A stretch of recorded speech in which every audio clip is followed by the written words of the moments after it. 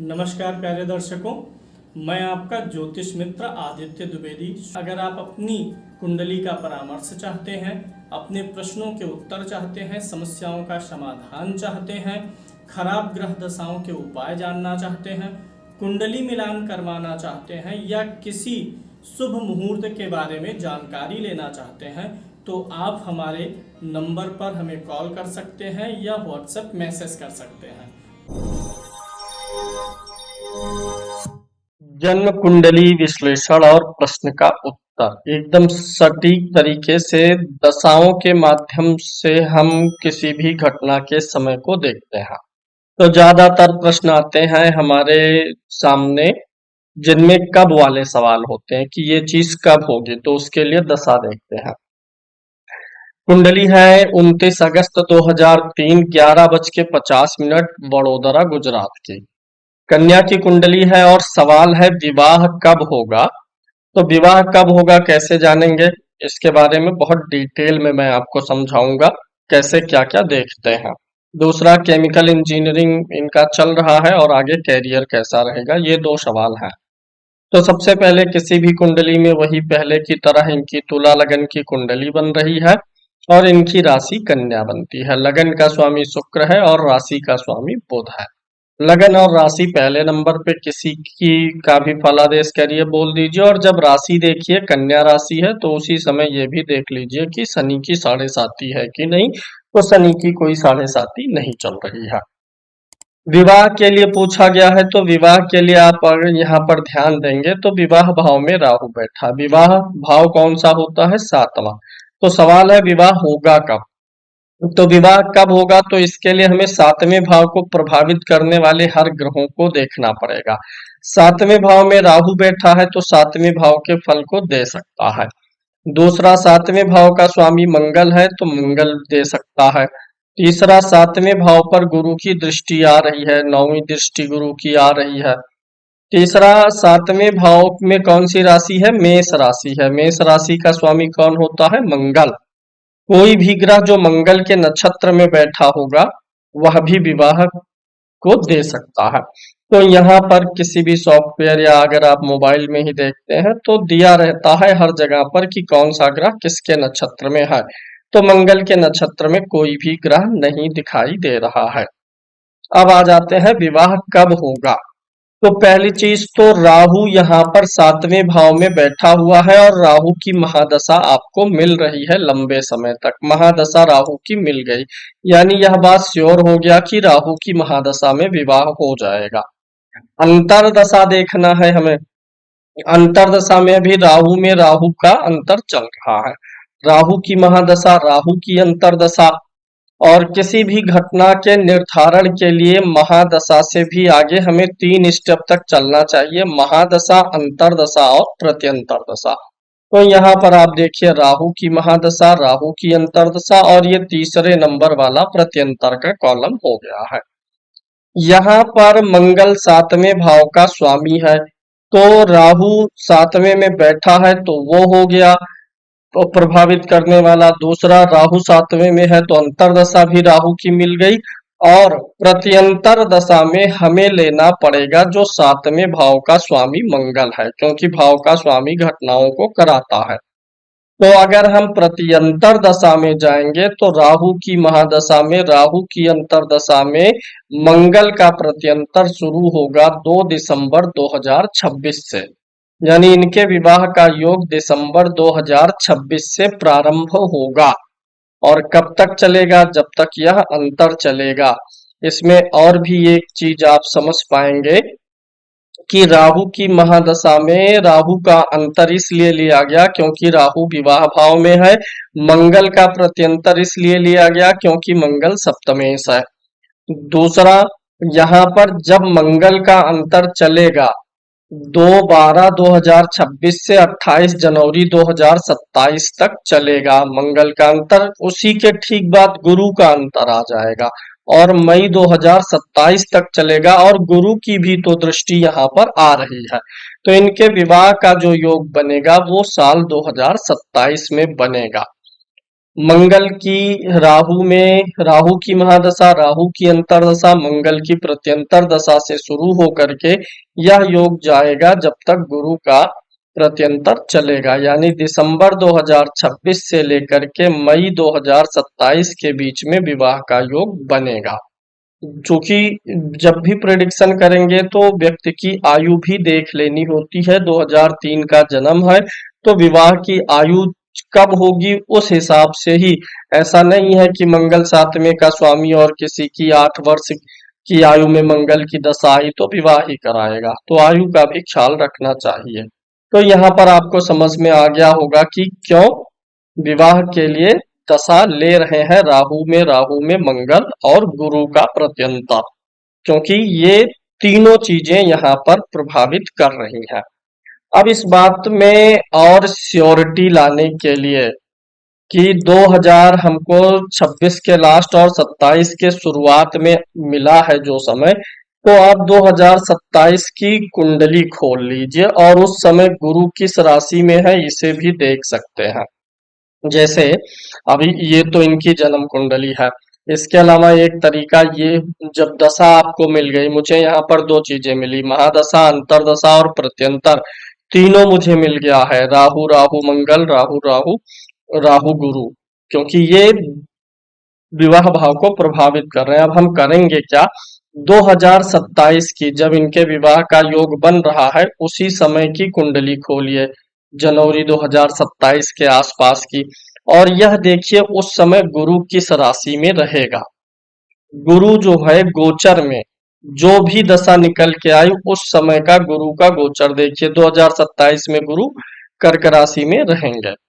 तो जब कर्क राशि में गुरु महाराज रहेंगे तो आपको यह देखना होगा कि कर्क राशि में या आगे पीछे कहीं भी जहां भी गुरु रहेंगे तो उस गोचर में आपको देखना पड़ेगा कि गुरु की दृष्टि चाहे सातवें भाव पर पड़े, कुंडली के सातवें भाव पर, गोचर से देखे कहा, कुंडली का सातवां भाव या सातवें भाव के स्वामी को देखेगा, तो उस समय में यह योग बनेगा। तो अप्रैल के आसपास में, अप्रैल 2027 की कुंडली आप जब खोलेंगे तो देखेंगे गुरु कर्क राशि में रहेगा। कर्क राशि में जब गुरु रहेगा तो गोचर में दृष्टि नहीं डालेगा, ना तो पंचमेश पर डालेगा और ना ही सातवें भाव पर डालेगा। तो इस प्रकार से गोचर से योग नहीं बन रहा है अप्रैल में, थोड़ा और आगे पीछे करके आप इसी प्रकार से देख सकेंगे और आपको पता चल जाएगा। लेकिन जब आप यही चले जाएंगे सितंबर अक्टूबर में तो गुरु सिंह राशि में आ जाएगा। योग मैंने कहां से कहां तक बताया था, दिसंबर 2026 से लेकर के मई 2027 तक का योग है। इस बीच में विवाह तय होगा, फिर गुरु सिंह राशि में आ जाएंगे 2027 के आधे मिडिल के बाद में, तो विवाह भी हो जाएगा, यानी कुल मिला के 2027 में विवाह होना है। अगला इनका नौकरी का पूछा गया है। नौकरी के लिए हम देखते हैं तो छठा भाव देखते हैं, छठे भाव का स्वामी गुरु है, लाभ भाव में गया है, नौकरी से इनको लाभ होगा। तीन तीन ग्रह लाभ भाव में बैठे हैं, यानी कोई दिक्कत आमदनी में बिल्कुल नहीं आएगी, अच्छी आमदनी करेंगी। चंद्रमा जो कि कर्म भाव का स्वामी है 12 में है और भाग्य का स्वामी बुध भी 12 में है, तो नौकरी आदि के लिए विदेश का जाना भी इनके जीवन में हो सकता है, विदेश यात्राएं भी हो सकती हैं। अब दूसरी कुंडली लेते हैं और उनके प्रश्नों को हम आपको बताते हैं। डेट ऑफ बर्थ है 19 अगस्त 1987, 1987। समय है 18:20 और जन्म स्थान इनका है फरीदाबाद।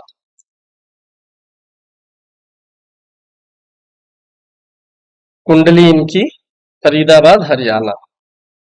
इनकी कुंडली आपके सम्मुख है और यहाँ पर सवाल बनेगा 19 अगस्त 1974 है, ना कि 87 है, क्षमा चाहेंगे, इसको सही करेंगे। 19 अगस्त 1974, 74 का इनका जन्म है, 18:20 और फरीदाबाद है।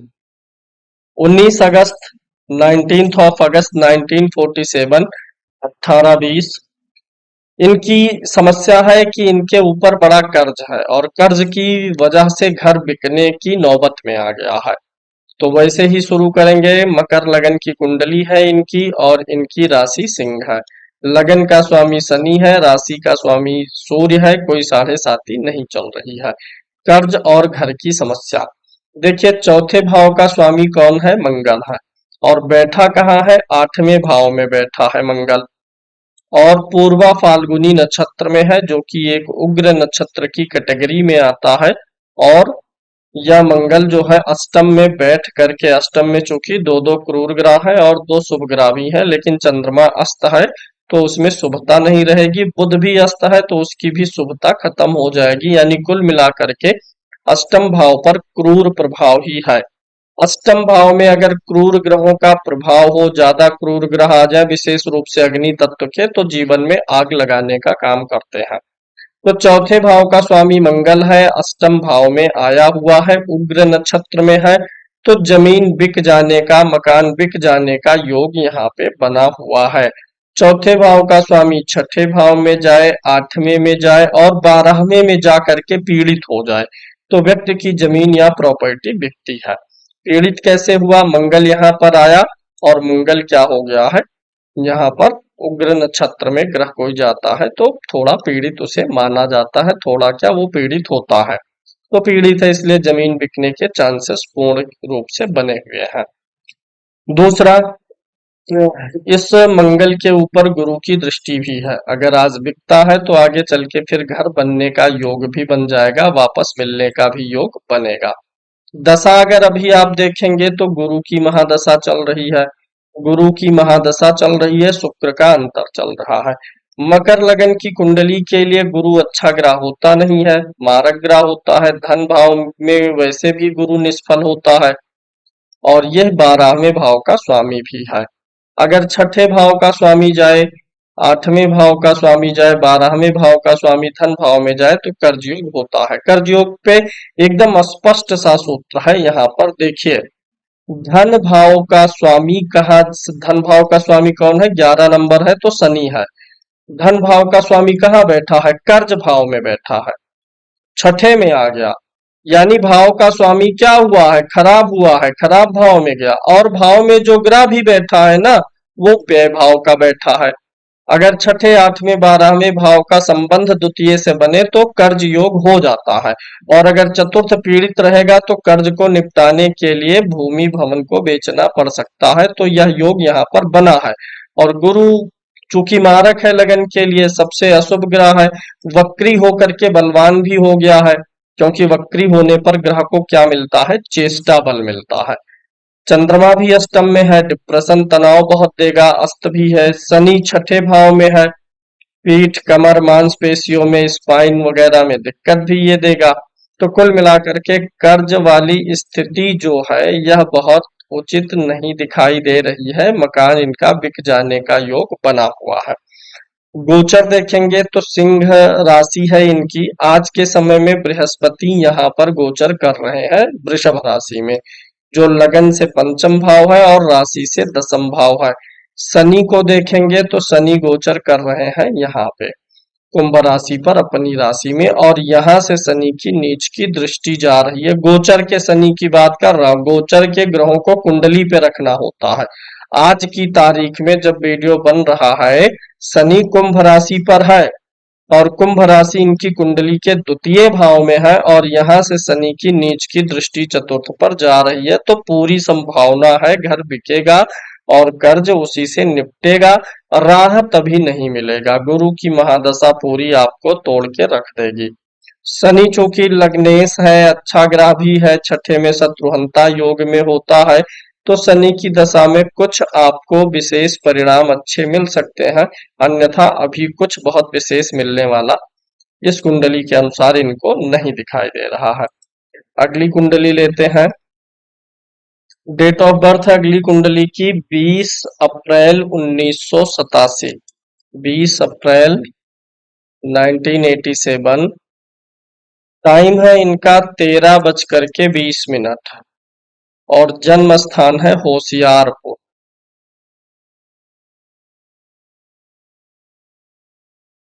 होशियारपुर का इनका जन्म है। और इनका सवाल है, विदेश में अभी ये मौके पर हैं और 1-2 वर्ष में इंडिया वापस आना चाहते हैं। सवाल है कि जब ये इंडिया वापस आएंगे तो क्या रियल एस्टेट वगैरह में काम करना इनके लिए ठीक रहेगा कि नहीं रहेगा, जमीन प्रॉपर्टी आदि के काम। कर्क लगन की कुंडली है, लग्नेश चंद्रमा छठे भाव में बैठा हुआ है और इस चंद्रमा के पास में पक्ष बल नहीं है, सूर्य के सामने नहीं है, यानी अस्त हो रहा है थोड़ा। गुरु की राशि में बैठा हुआ है, तो ये तो स्थिति तो ठीक है यहाँ पर गुरु की राशि में होना। अब यहाँ पर देखिए, दसम भाव में उच्च का सूर्य बन बैठा हुआ है, तो ऐसे लोगों के अंदर लीडरशिप क्वालिटीज आ जाती हैं। नौकरी के लिए छठा भाव देखेंगे, यहाँ पे चंद्रमा बैठा है, वीक है। बिजनेस के लिए कौन सा भाव देखेंगे, सातवां भाव देखेंगे। सातवें भाव का स्वामी शनि है और शनि त्रिकोण से अपने भाव को देख रहा है और साथ ही साथ व्यापार का ग्रह बुध है, उसका नीच भंग हुआ है, अस्त भी नहीं है, तो इनको व्यापार में सफलता, अपने काम में सफलता मिलेगी। और दसम भाव में जब सूर्य अच्छी स्थिति में है, उच्च का है, तो इनको जो सफलता मिलेगी वह अपने काम में मिलेगी, यानी जहां पर ये मालिक रहे। उच्च का सूर्य जो है अक्सर मालिक बना करके ही सफलता देता है, तो ये यहाँ पर उच्च का है, तो इनको स्वयं का काम करना चाहिए। मंगल लाभ भाव में बैठा हुआ है, यह अच्छी स्थिति में है। मंगल कामकाज के लिए देखना है तो हम साथ ही साथ में D10 दशमांश भी देख लेते हैं। दशमांश कुंडली में लगन का स्वामी भी मंगल ही है, प्रॉपर्टी का काम इनको ठीक रहेगा, कर सकते हैं। अपनी ही कोई फर्म वगैरह बना के इनको काम करना चाहिए। इसके अलावा गुरु की राशि बहुत प्रबल हो गई है, गुरु की राशि में 4 ग्रह बैठे हैं, बुध और गुरु भी साथ में है, तो कुछ भी ऐसा काम जहां पे बौद्धिक क्षमताओं का प्रयोग होता है, लोगों को गाइडेंस देना हो, काउंसलिंग करना हो, टीचिंग हो, इन सारे चीजों से भी इनको लाभ होने की उम्मीद है। तो प्रॉपर्टी का काम ये अगर करना चाह रहे हैं कर सकते हैं, 2026 से करें, वही उचित है। राहु की दशा जब निकल जाएगी, गुरु की महादशा से ये काम कर सकते हैं, क्योंकि गुरु यहाँ पर 4 ग्रहों के साथ में बैठा हुआ है नवम भाव में। उस समय गुरु की दशा आएगी, गुरु भाग्य का स्वामी भी है, कर्क लगन पे दृष्टि भी डालेगा, लगन का मित्र भी है, तो गुरु की दशा में काम करना इनके लिए ठीक रहने वाला है। आज की आखिरी कुंडली लेते हैं। आज की आखिरी कुंडली है 16/10/2011, 16 अक्टूबर 2011। समय है इनका सुबह 6 बजे और अलीगढ़ का जन्म है। इनका सवाल है सरकारी नौकरी को लेकर के, क्या कुंडली में सरकारी नौकरी के योग हैं? तो सरकारी नौकरी के लिए हम एनालिसिस कर लेते हैं। कन्या लगन की कुंडली है, लगन में 6 नंबर लिखा है, लगन का स्वामी बुध है और इनकी राशि वृषभ है, राशि का स्वामी शुक्र होगा। लगन में ही सूर्य और शनि की युति बनी हुई है। कन्या लगन में शनि महाराज कारक ग्रह होते हैं और सूर्य 12वें भाव का स्वामी होता है। सरकारी नौकरी के लिए सूर्य की डिग्री बहुत महत्वपूर्ण होती है। कम अंश या अधिक अंशों का सूर्य सरकारी नौकरी के करीब ले जा करके छोड़ देता है, मतलब व्यक्ति निकट तो पहुंचता है लेकिन मिलने में दिक्कत आती है। दूसरा, दसम भाव का स्वामी बुध है, धन भाव में बैठा हुआ है और छठे भाव का स्वामी शनि है, लगन में सूर्य के ही साथ बैठा है। D10 अगर देखेंगे तो नवमांश का लगन जो है गुरु स्वामी है और गुरु नवमांश में पंचम भाव नवम भाव में बैठ के 5वीं दृष्टि डाल रहा है, सूर्य के साथ ग्रहण यहाँ पर लगा हुआ है। मंगल कर्क राशि में लाभ भाव में नीच का है और मंगल नीच का चंद्रमा की राशि में है, इसका नीच भंग देखेंगे तो राशि का स्वामी चंद्रमा उच्च का है, तो मंगल का नीच भंग भी हुआ है। संभावना है सरकारी नौकरी के लिए, क्योंकि पहली चीज तो लगन में सूर्य का बैठना, दूसरा कर्म भाव के स्वामी का धन भाव में जाना, द्वितीय भाव धन भाव होता है, धन भाव में गया हुआ है बुध, तो यहाँ पर ये संभावना सरकारी नौकरी की तो है। ऊपर से कर्मेश के ऊपर गुरु की दृष्टि भी है, तो सरकारी नौकरी की संभावना है, लेकिन कोई बड़े स्तर की सरकारी नौकरी नहीं दिखाई दे रही है कि प्रशासनिक सेवा या ये ग्रेड की नौकरी मिले। यहाँ पर चूंकि बुध की राशि में बैठा हुआ है सूर्य, और शनि शनि कर्म कारक भी होता है, तो क्लर्कियल ग्रेड की नौकरी इनको मिलने की संभावना, या टीचिंग बैंकिंग के क्षेत्र की नौकरी मिलने की संभावना सरकारी नौकरी में दिखाई दे रही है। अब ये आज इतनी कुंडलियां रही, इसी प्रकार से हम आपके लिए आगे और भी कार्यक्रम लाते रहेंगे। इन कुंडलियों को देख करके प्रश्नों को सुनना और प्रश्नों का उत्तर कैसे दिया जा रहा है, इस पे आप लोगों को अभ्यास करना चाहिए।